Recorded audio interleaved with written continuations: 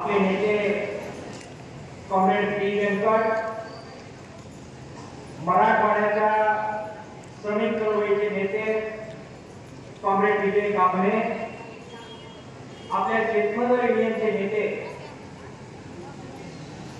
Comrade Maruti Khandare, comrade Baliram भुंगे, आपले मित्र आणि किसान सभेचे आपले नेते कॉम्रेड अजय पुरांडे, आपले मार्गदर्शक कॉम्रेड दत्ता डाके, ज्यांचं खूप चांगलं भाषण आपण ऐकलं त्या कॉम्रेड सरिता शर्मा, मंचावर उपस्थित असलेले आपले ज्येष्ठ नेते नथुभाऊ साळवे, कॉम्रेड प्रकाश चौधरी, मंचावरील सर्वच मान्यवर नेते कॉम्रेड विनोद आहेत, बाकी आपले सर्व मान्यवर नेते, पुढे सुद्धा वेगवेगळ्या संघटनांचे नेते उपस्थित आहेत। आपल्या भातृभावी संघटना किसान सभा आहे, यशोबाई आहे, दिवाळीबाई आहे, जनवादी महिला संघटना आहे, सीआयटी आहे, आशा कर्मचाऱ्यांच्या काही नेते आणि प्रतिनिधी आलेले आहेत, शालेय पोषणचे नेते आलेले आहेत, त्यांचे प्रतिनिधी आलेले आहेत, सर्व शेतकरी समुदाय, शेतमजूर समुदायातून आलेल्या माझ्या बंधूंनो आणि भगिनींनो, आजची ही सभा अत्यंत संयमानं आणि उत्स्फूर्तपणाने आपण या ठिकाणी आलेला आहात। मी सर्वप्रथम आज ही प्रचंड रॅली आपण काढली, वाजत गाजत आपण या सभागृहामध्ये आलात आणि एक प्रकारे या शहराला सांगितलं की तुमचे व्यवहार चाललेले आहेत, तुमचं राजकारण तुमच्या जागेवर चाललेलं आहे, परंतु शेतमजूर म्हणून, शेतकरी म्हणून, श्रमिक जनता म्हणून आमच्या सुद्धा काही मागण्या आहेत। आज आपण हे अधिवेशन इथे घेतोय, ते एक जबरदस्त रॅली काढून आपला संदेश तुम्ही गावाला आणि संबंध महाराष्ट्राला दिला।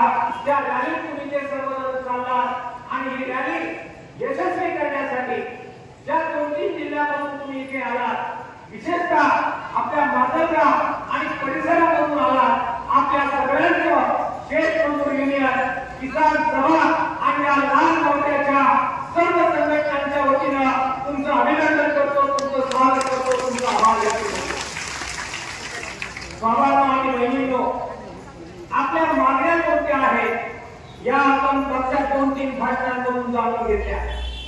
आपला जमिनीचा हक्क, कायद्याचा जमिनीचा प्रश्न आहे, घरकुलाचा प्रश्न आहे, वेतनाचा प्रश्न आहे, रोजगार हमीचा प्रश्न आहे, आपल्या लेकरा बाळांच्या शिक्षणाचा प्रश्न आहे। हे सगळे प्रश्न माझ्या अगोदरच्या वक्त्यांनी तुमच्या सर्वांच्या समोर ठेवले।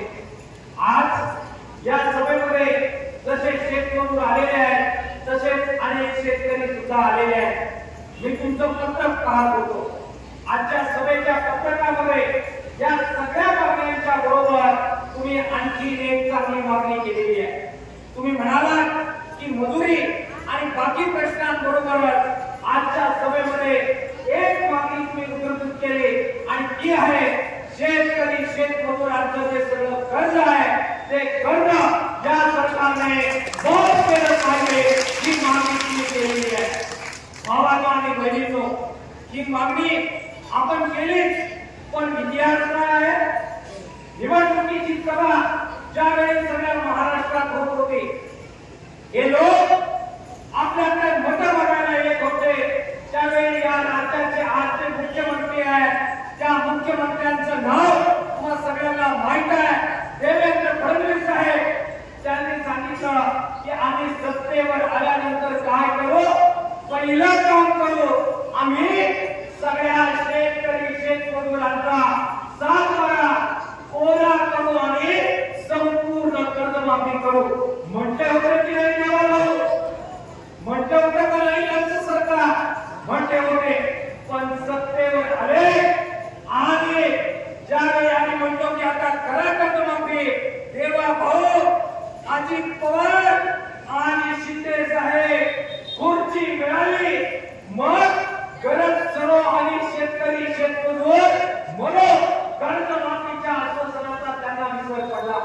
अरे लबाडांनो, तुम्ही विसरले असता, पण आम्ही जी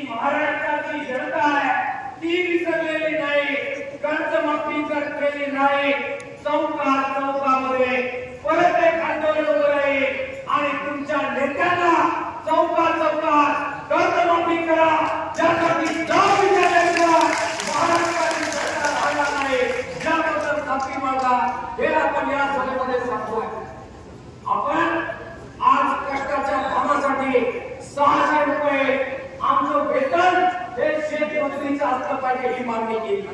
राष्ट्रवादी आहे, कारण आजची महागाई आहे, त्याच्यामध्ये 600 रुपयापेक्षा 1 रुपया सुद्धा कमी घेणं आज आमच्या समाजाच्या आणि घर चालवण्यासाठी आम्हाला परवडत नाही।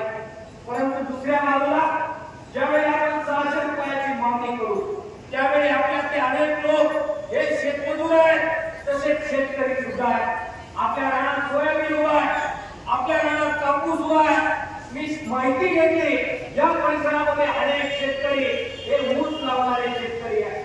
शेतमजुरीचा खर्च, शेतीमालाचा उत्पादन खर्च सरकारच्या धोरणामुळे आज जर आपण एका कागदावर दिला आणि दुसऱ्या बाजूला सोयाबीन विकल्यावर किती शिल्लक राहत आहे, कापूस विकल्यावर किती शिल्लक राहत आहे, ऊस केल्यानंतर पेमेंट किती येत आहे, याचा हिशोब जुळवला तर आपल्या असं लक्षात येतं की आज त्या महागाईच्या जमान्यामध्ये शेतकऱ्याला सुद्धा शेती करणं परवडत नाही। हे वास्तव या देशाचं आणि महाराष्ट्राचं आहे। आणि म्हणून एकीकडे मजुरी मागत असताना उत्पादन खर्च नीट करा आणि उत्पादन खर्चावर 1.5 पट हमीभाव हा शेतकऱ्याला मिळाला पाहिजे, अशी योजना घ्या। ही सुद्धा मागणी आज आपल्या सभेमध्ये आम्हाला करायची आहे। हेच देवेंद्र फडणवीस, हेच नरेंद्र मोदी मतदान मागायला आले, काय म्हणाले? म्हणाले सोयाबीनला आम्ही किती रुपये देऊ म्हटले, किती रुपये देऊ? 6,000 रुपये सोयाबीनला देऊ म्हटले।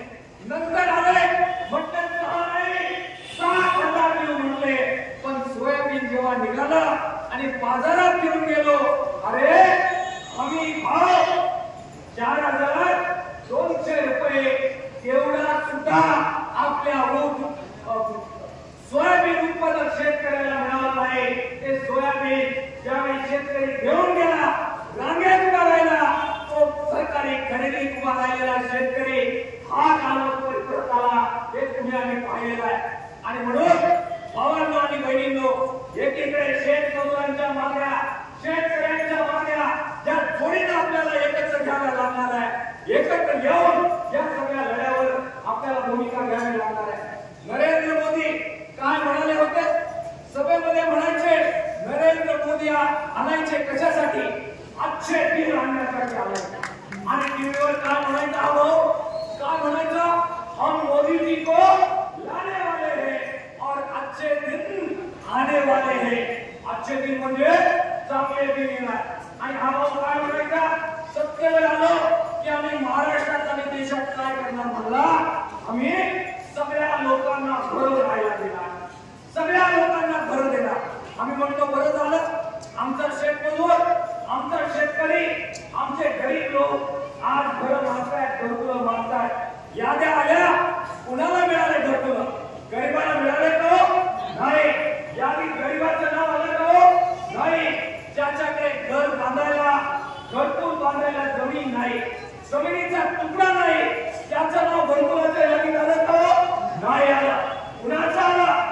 अरे जे त्याचे बघाचे श्रीमंत आहे, जे त्याच्या मागे डोळा भरताय, त्या राजकीय नेत्यांच्या टिकोटींना घरकुल मिळाले, पण माझ्या महाराजांना आणि गरीबाला अन्याय घरकुल मिळालेले नाही। आणि म्हणून आज आपण ती मागणी केली। मागायला गेलं घरकुल तर काय म्हणतात? सरिताताई मांडत होत्या, काय म्हणतात विजयराव? हे म्हणतात देणार घरकुल, देणार, यादीत नाव आलं तर देणार, पण कोणाला देणार? ज्याच्याकडे घर बांधायला जमीन आहे त्याला देणार। अरे जमीन असणारा गरीब आहे ते सगळे भाऊ, पण ज्याच्याकडे घर बांधायला तलाची जमीन सुद्धा नाही, तो ज्यादा गरीब आहे। एवढं साधेपणे देवा भाऊ आणि नरेंद्र भाऊ तुला जर कळत नसेल तर तू त्या खुर्चीवर बसण्याच्या लायकीचा नाही। आणि म्हणून एकीकडे आपण किती 8,000 रुपये मागतोय, 8 लाख रुपये मागतोय, हे दिलं पाहिजे। पण ज्याच्याकडे घर बांधायला जमीन नाही त्याला घर बांधायला जमीन सुद्धा दिली पाहिजे। ही आपली शेतमजूर युनियन, किसान सभा आणि लाल गावठ्याची मागणी आहे। भावांनो, जमिनीच्या मुद्द्याबद्दल आपले केंद्रीय नेते बोलत होते। जमीन पाहिजे। आपल्या लोकांनी गाव कुसाची गायरानाची जमीन ताब्यात घेतली। त्याच्यामध्ये झोपड्या काढल्या आणि त्याच्यामध्ये कोरडवाहू शेती करून पोट भरू लागले. काय पाहिलं परवा आपण, मी होतो त्याचा साक्षीदार.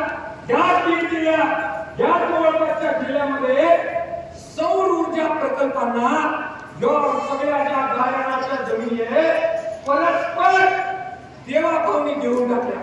अरे जमीन आमच्या ताब्यात, त्या जमिनीवर घर आमच्या लेकरांचं, त्या जमिनीत शेती आमची गायरानाची आहे. ती नावावर करायची सोडून तू परस्पर ती काढून घेतो आणि कुणाला देतो? कंपनीला देतो. आणि कंपनी काय करणार तिथे? ते म्हटले सौर ऊर्जा तयार करणार. अरे तू सरकारची भूमिका घेतो आणि गरिबाची जमीन काढून घेतो. गावगाड्यामध्ये आपण जे गायरान करतो, तुमचं अभिनंदन आहे, तुमच्या जिल्ह्याचं अभिनंदन आहे. गायरानाच्या प्रश्नावर शेत मजूर युनियन भूमिका घेऊन लढण्यात उतरली.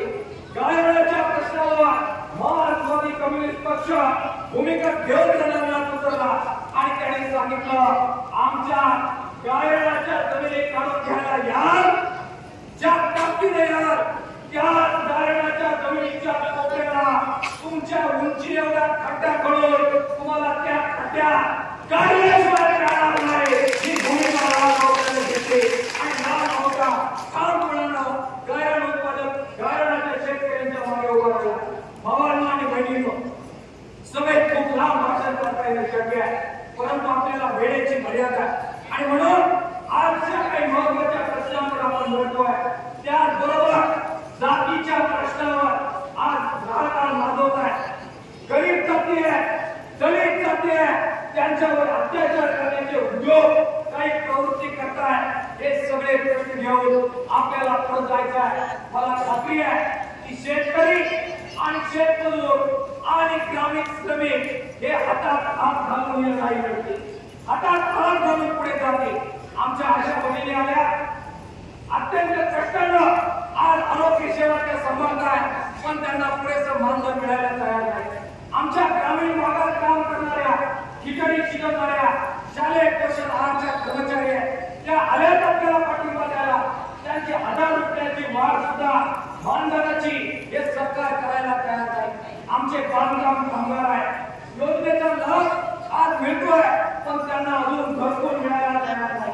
हे सगळे अंगणवाडी आहे, आशा आहे, शालेय पोषण आहे, ग्राम रोजगार सेवक आहे, हे सगळे ग्रामीण श्रमिक हे आपल्याला एकत्र करायचे.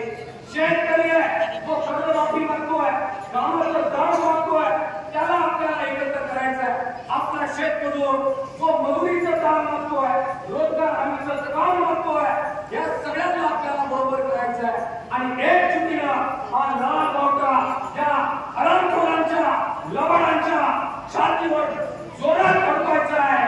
ही संकल्प करण्यासाठी आजची वेळ आहे. मी आपल्या सर्वांच्या वतीने या विषयाला लाख लाख शुभेच्छा देतो.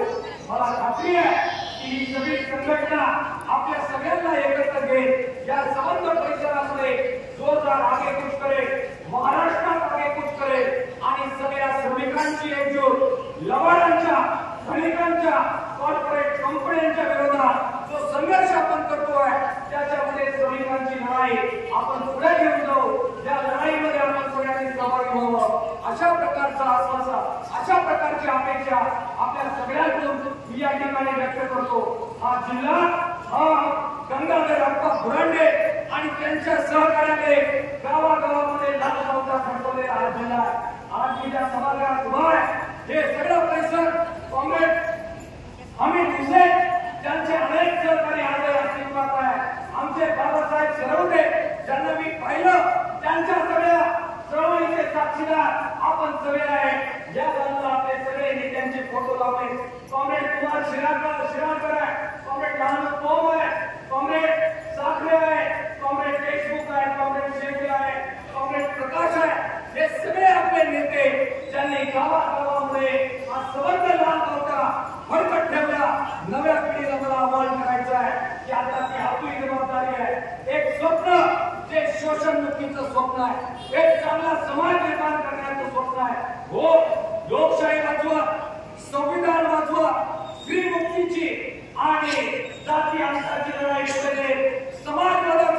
स्वप्न, एक शोषणमुक्त समाजाचं स्वप्न जे या सगळ्या नेत्यांनी पाहिलं, त्याच्याकडे आपल्याला आगेकूच करायचे की आपण कराल एक चांगलं जग जे समाजवादी जग आणू शकतं, हे भांडवली जग जे लचके तोडणार आहे, जातीवरून प्रतारित करणार आहे, गरिबाला मातीत काढणार आहे, हे शोषणावर आधारित जग संपून हे भांडवली साम्राज्यवादी जग त्याच्यात बदल करून समाजवादी जग जे तुमच्या आमचं स्वप्न आहे, हे लाल कोट्याचं स्वप्न आहे, हे या देशातल्या तरुणांचं आणि युवकांचं स्वप्न आहे, त्या समाजवादाकडे